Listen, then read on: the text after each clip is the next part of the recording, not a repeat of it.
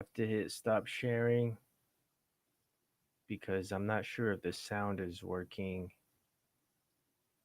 I should stream more often so that I get better at this. But let's see. I'm not sure if the sound's on. So let me hit stop sharing. Okay, I'm back. Bear with me. I'm just doing some behind the scenes work here. I'm going to click this sharing option, share system audio. Make sure you do the share system audio whenever you do restream if you wanted to share. Nice. So I've scoured the internet over content that I could talk about and talk over. So what we're going to do is play a quick video and I'm going to quasi pay attention to the audience, which is zero right now. I'm going to turn off the chat. This isn't like a toxic topic that gets a lot of attention, but it's very important, near and dear to my heart. Everybody should know how to save lives. It's important. If you're a physically active person that's out there doing stuff, you should definitely know how to put a tourniquet on. But before you learn how to put a tourniquet on, you should know what items you must carry. Chat overlay. Let's see if there's anyone in the chat. Zero people in the chat. So who do we got here? We got Prep Medic. I did not ask for permission. YouTube's just going crazy. Twitch is just going crazy with restreams and these. I'm not gonna like sell anything. I'm not selling his items. I'm just reacting to Prep Medic. I will endorse it though. I'll say, hey, subscribe to his channel. It's a good channel. I watch him. I watch this YouTube channel all the time. Just kind of nerd out on TC3. So still zero folks in the chat. I do get some chat action for boxing. All right, so let's work through this video. Own life-saving first aid kit.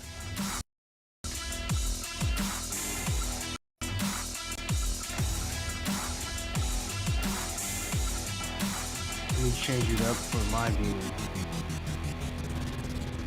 So it's no secret that I like pre-made first aid kits. It takes out a lot of the guesswork on what you're getting. You know you're getting solid supplies, and it all comes neatly packed in whatever kind of carrying case you decided to order. That being said, any company that is making a pre-made first aid kit with all the supplies in it is going to mark it up, you know, between 10 and 20%. I don't think this is an unethical decision. I don't think this is bad on those companies because it does take man hours to pack that kit. It takes, you know, research to figure out what you're putting in it, how it fits, and then you're benefiting from that. So you're going to pay a little bit more. On every single one of those review videos, I get somebody saying, well, you could build it for half as much. And that's a little bit of an exaggeration, but I did want to go through the process of building a first aid kit, how I look at it, how I do it. Right here you have a kit I built for trail running, just something easy to put in my pack. And as you can see, I'm not always using these pre-packaged items I'm getting. So we're going to go through kind of the selection of what equipment you're going to put in here, how to pack it, and some different options for different levels of budget. Without further ado, let's get into the video. So let's start with gear selection, then we can talk about how you're going to carry it a little bit later. I am listing these items in what I see as kind of an order of importance. So if you can only afford one piece at a time, just pay attention to the list I'm laying out and go from the start to the end, and eventually you'll have what you need in the most effective order, in my opinion. Let me be clear that this kit is a life-threatening kit. I'm not talking about your really minor bumps and bruises. Everybody has Band-Aids around the house, little bandages, you know, probably some antibiotic ointment. That is great, and I would highly recommend you include them in a kit, but maybe keep them a little bit more accessible than we're going to be making today. So this is life threats only. First and foremost, the first thing that I would put in any kit is some kind of packing gauze. Now, you can go with quick clot gauze just like this, or you can go with just plain packing gauze. And really, the survival rates between these two are very similar. So while this is the gold standard, if you can't afford the $44 or $45 that this costs, this guy right here is going to run you about $4. So $4. there is a big difference between these two, and they do almost the exact same thing. So for the purpose of this video, we're going to pack the quick clot. Now, just a quick review, this is to pack junctional sites, the base of the neck, armpit, and groin. But also, if you don't have a commercial tourniquet immediately available, this can be used to pack any wound on the extremity, regardless of its location. So it's a very good piece of equipment to have for your life threats. So this is what I'd start with first. I should say that all of these supplies, I'm pricing it off of Medical Gear Outfitters. This is Skinny Medic's store, and I know we tease a lot, but we're actually friends. So he keeps fair prices, and you know you're getting authentic stuff from there. The code PrepMedic will get you 10% off, I believe, and then I've got an affiliate link down below. But if that doesn't work, use the code, or don't and get it from somewhere else. Just make sure it's a reputable company. All right, so number 2, what we're looking at is a tourniquet of some kind. Now, I like the cat tourniquet just because it's what I've been trained on. It's a solid piece of equipment, but the Committee for Tactical Combat Casualty Care, they have recommended a pretty big list now. It's not just this and the soft T wide. So go on and check out what some options are. I like this guy. It's easy. I like the orange color for civilian uses because you're probably not getting shot at. You don't need to be concealed or have a low profile color-wise. So the orange is just really noticeable when they roll into that emergency department. So we've got a cat tourniquet. This will run you about $30. One note with these is that there are a lot of counterfeit cats on the market, especially on Amazon. I don't buy any medical supplies on Amazon because it's really hard to verify that you're getting it from a good source. And the counterfeits, while they might seem great, they break really easily. The windlasses break really easily. The cords snap. So it's just not worth it. If the price seems too good to be true, it probably is. These will be marked down slightly here and there, but most of the time these will run you between $25 and $30 regardless of the supplier. So cat tourniquet is what I'm keeping in there. So now we have 2 items for major extremity bleeding. The next thing we're going to throw in there is going to be some kind of pressure dressing. So this is a NAR emergency trauma dressing. Tons on the market. NAR is really, North American they're all Rescue. great. They all work excellent. Just find one that has a form factor that you want. So this guy right here costs about $9 on Medical Gear Outfitters. It's just a wrap for anything. So you can wrap one of these in if you've done that on a junctional site. You can also, wrap a head wound or maybe that arm wound that's bad bleeding but not quite life-threatening, so you're not going to apply a tourniquet or pack it. This is going to come in really handy. So that's the next thing I'm going to put in there. And coming down a little bit farther, we're going to look at doing a Mylar blanket. And like I said, this is what I view as kind of the order of importance. So these are space blankets. They reflect heat back to the casualty. Keep in mind that even on a hot day, your body starts to lose the ability to clot at 95 degrees. So if the temperature is under 95 degrees, you really have to work to keep that casualty warm, and they're not producing a lot of heat themselves. So insulating them and wrapping them in a Mylar blanket in cases of extreme trauma is really important, and I think that's something that can go in any kit. Once again, tons of different sizes, form factors. This is a really cheap one. And this guy will run about $5, but you can get much better items. North American Rescue has some that are a little bit thicker and more insulating. All right, next up, we've got chest seals. So I put this pretty low on the list of things that I see are important. So these are hyphens. They're laminar valve, which have been shown to be some of the more effective on the market for reducing the incidence of a tension pneumothorax. That's a collapsed lung that's pushing the mediastinum over and causing a kind of obstructive shock. So I like these because there's an entrance and an exit that's pretty blatantly for your gunshot victim. There's not however, this can be used to cover an abdominal wound, keep some dirt and grime out of it. It's good for those chest wounds. Great item to have, but I put it low in priority. Also, the chances of having somebody, because you're in a safe with a sucking chest wound, kind of in day-to-day life, out on the trail, something like that, it's relatively rare. Contrary to what the media says, you're not just walking down the street in the U.S. seeing people get shot left and right. It's still something that is relatively uncommon. So something that you should have, but not necessarily the first priority for a kit like this. All right, next up we have an NPA. So you can get one NPA. This guy is like $5, $6. Nasopharyngeal But airway. you can also get a variety of NPA. sizes, and I think that'll run you about $30. So size these to the people that you are around. If this is a range kit and you're going out with a bunch of guys your size and you fit a 28 French, great. This will work excellent for you. Get a 28 French NPA. But if you're going out with your kids, 28 size them for French an NPA. NPA. See which ones fit them and carry those in your kit. So this is just the one I'm going to put in Carry here, them but you in can your get a kit. variety of sizes. 28 French is kind of that the it? standard in a lot of IFAKs because most of them are built around a military model where you have 20 to 30-year-old fit guys that are going out and they're all going to fit that 28 French. But that's not the case stateside in your everyday life. And if you're building your own kit and you're trying to budget it, the government's not picking up the bill, so I'm going to assume that you're not using this for a military application. All right, we've got a couple other things. Now we've got this. This is like a 4x4. I didn't even price it out because this will be cents. You can get this anywhere. North America, or a lot of websites have them. But also you can get, pretty much any bandage at Walgreens will work. And I'm throwing this in here for your minor bleeding. You've got a scrape you want to cover up, but we don't need to break into any of these supplies necessarily. And then a couple other things. We've got gloves. Once again, not pricing them out. These are really cheap. You could even get like some food server gloves. And I bet you if you walked into a Subway, they'd give you a handful of them if you asked nicely and bought a sub. So gloves, if you have them. Once again, though, your skin makes a great barrier, especially in those like hyper emergent situations. We always wear gloves on the ambulance, on the helicopter. That being said, like when it's you responding out, a lot of times this is something that's forgotten. And so long as you don't have exposed wounds on your hands, your skin's going to be a good barrier for most diseases. So it's not always my priority. Last but not least, we're going to look at trauma shears. So I like expensive stuff. I like things because I use them a lot, and I like the X shear. That being said, these are about $40. You can get a cheaper pair of trauma shears for $5 and under. So if it's something you're going to use once, go ahead, get cheap shears. They're going to work that one time. If it's something where you might use this more than once, or you're using it for multiple things, I would go with something a little bit more expensive, especially if you're doing this professionally.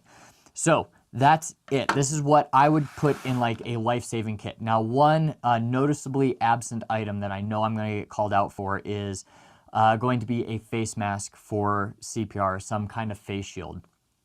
Honestly, in my everyday life, like on the ambulance, we have bag valve masks. We have ways of breathing for people because we have respiratory issues as well. Out and about for life-saving care, if I'm doing CPR on somebody, I'm going to go to hands-only CPR. That breath, or those 2 breaths every 30 compressions, have really been shown to be no better for survival than just doing good quality compressions for the patient with an open airway.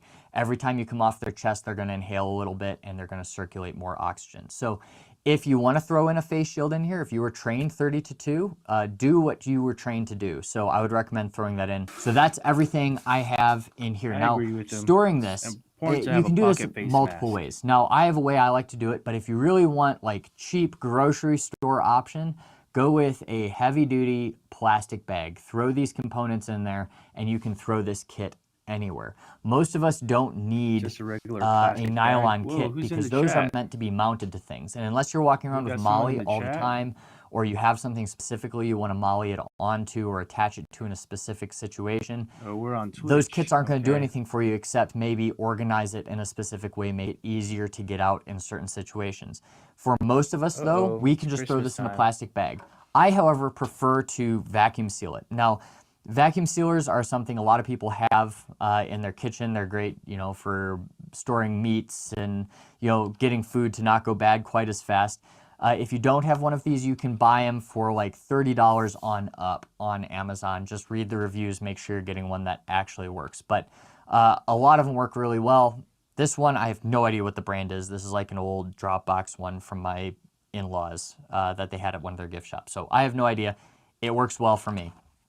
In this case, what I'm going to do is I'm going to get one of their bags. And full disclosure, in the interest of transparency, this is my third take in actually putting this in a bag, getting in the vacuum sealer. Had a little bit of problem with some of the quality on these. So it goes to show you get what you pay for. Make sure you're buying some quality bags there. I think I have it figured out. I at least know how to use my equipment now. So here we've got the bag. Now you can get these in bags. You can get them in a tube format where you seal one end, then the other, and that allows you to accommodate a wide range of different equipment and sizes.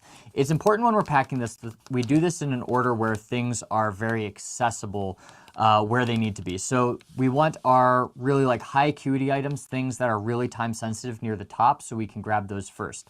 A disadvantage of using a vacuum seal or a plastic bag as opposed to nylon is that not everything is laid out in a very specific order. When we open this, it's all going to go everywhere. So obviously that doesn't work for everybody. It will work for most people kind of going around their everyday lives. So we're going to first put in the tourniquet because it's relatively thick and it just kind of takes up one whole side of this bag. I'm going to then take the hyphen chest seals because they're relatively thin, and I'm going to squeeze those in right behind the tourniquet. Now these chest seals actually fit very well just lengthwise in the bag, so that's actually really nice. My OCD likes that quite a lot. If you're not quite as OCD as me, you don't have to take as much time to do everything that I'm doing right here. Next, we're going to take the gauze pad because once again it's relatively thin, it just fits behind everything. We'll slide that back there. ETD is not quite as time critical because it's not necessarily used for life-threatening bleeding, and that is going to go kind of in the back next to the tourniquet, just like that. All right, we're going to take the survival blanket and the combat gauze right here because they're both relatively the same size, and we're going to tuck those right next to the tourniquet. Now, I get it, the space blanket isn't really as like high acuity as a lot of the stuff, but since it's the same form factor, I'm putting them together. I like that. Next, I'm going to take the NPA, put it next to everything, and then I'm going to take these gloves and kind of willy-nilly just wrap them up a little bit, put them on top. You know, if you don't have the gloves right away, there's no point in having gloves. So they need to be relatively accessible in the kit. Now, I didn't forget the trauma shears. We'll talk about that in a second. So if this was a Ziploc bag, Bob's your uncle. You're done. You don't have to do anything else. It's going to work just fine. I like the vacuum sealer because I feel like it's a little bit more compact. And then I feel like these bags protect it a little bit better than a standard Ziploc bag.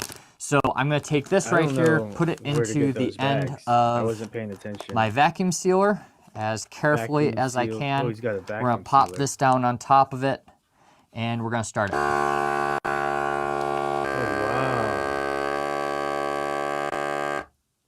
I guess all you have to do, and just like that, we have a completely sealed first aid kit. Now you have to be a little bit careful of the steam right when it comes out because it's still hot and it can rip back apart. But you can see how compact this is. I can put this in just about anything. And like I was talking about earlier, you don't need a nylon case necessarily. This provides almost as much protection as a nylon case. You can put this in a glove compartment, throw it in a backpack, desk drawer. Wherever you carry medical supplies, this will probably work for you unless it's like on body. The other great thing about this is it's buildable. So if you want a humongous first aid kit, you can take a huge roll of this and you can vacuum seal the whole thing. It's going to be just fine. Now, I did not forget about the trauma shears, and we need to talk about how to open something like this. So first and foremost, trauma shears are something you need right away. They're usually metal and plastic, so they're not going to be degraded by the elements. Honestly, I would just take your trauma shears, I'd take some tape, and it looks janky, but I swear it works. I would just take that and I would tape your trauma shears right to the front of your kit. Then, if the next trick I'm about to show you doesn't work, I like that. You can take this, you can get open these supplies relatively easily. So the next thing I'm going to show you is how you can open a vacuum sealed container without a tool. Although, like everything, there is a failure rate. So all you have to do here is this plastic margin where there's no I don't know, where there's none of this cross pattern here. You just take this and you cut just a small slit, doesn't need to be big, and you can cut one on the other side too, so you're not searching for it. Both of these will allow you to open this kit very, very quickly. So to get this kit open, all I have to do is I just take it right here and I tear. And now I have access to all my supplies. But like I talked about earlier, it comes out in kind of a hodgepodge. And when you're under stress, I guarantee this stuff is going to be anywhere. So make sure you're assessing if a vacuum sealed first aid kit is right for you, or if you do need to go with a nylon option. I will leave links down below for all of these products, as well as Medical Gear Outfitters have an affiliate link down there along with a code. Sometimes YouTube removes affiliate links, but it'll never Good remove my job, discount sir. code. So with all of that being said, if you have any questions, leave them in the comments down below, and I will see you next week. Whoa, I got some people in the chat. Nice. Let's see who's in the chat.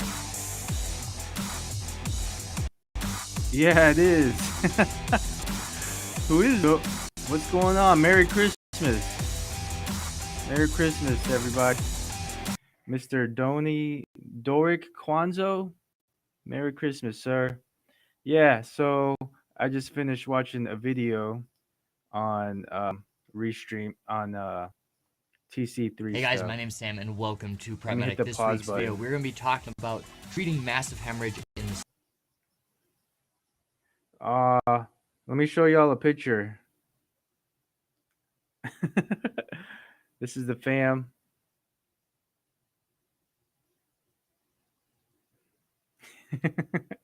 They look so happy. That's my sibs. Look how good she dresses.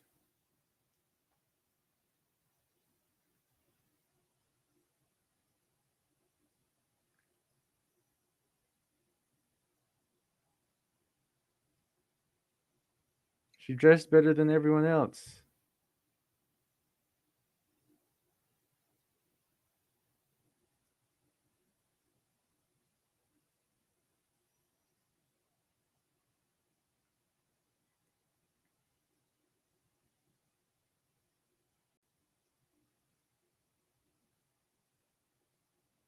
Where is everybody? The others are not there. Well, I might have to sign off because I'm expecting a phone call. Unless y'all want to see me chat with everybody. Unless y'all want to see me chat with my fam. But Mr. Doric Kwanzo, Merry Christmas. My plan was to make some comments about some TC3 work.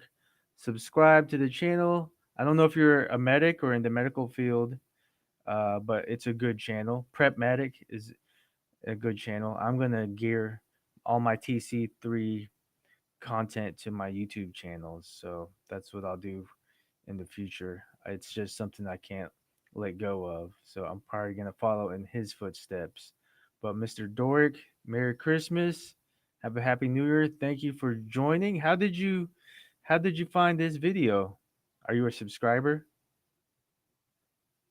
Just let me know. I'll never catch up with the Aiden Rosses of the world, the PewDiePies, as far as active chat rooms. But I'm happy I got one person in here.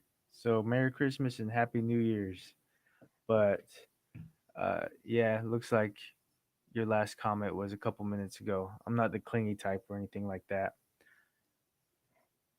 I'm not gonna force you to comment right now, but I might call everybody while it's streaming for some folks.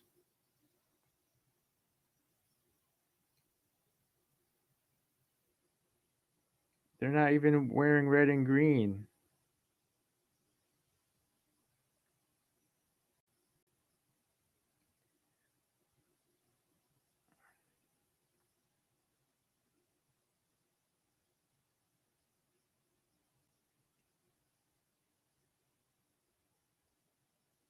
They didn't have the messy presents or anything like that.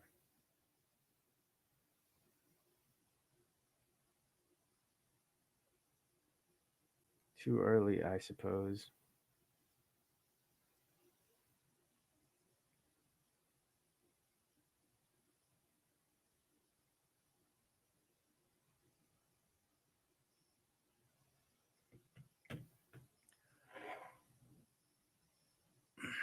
All right, I'm gonna hit end stream. Like I said, Merry Christmas, Happy New Year, and stay tuned for more content. All right, pieces.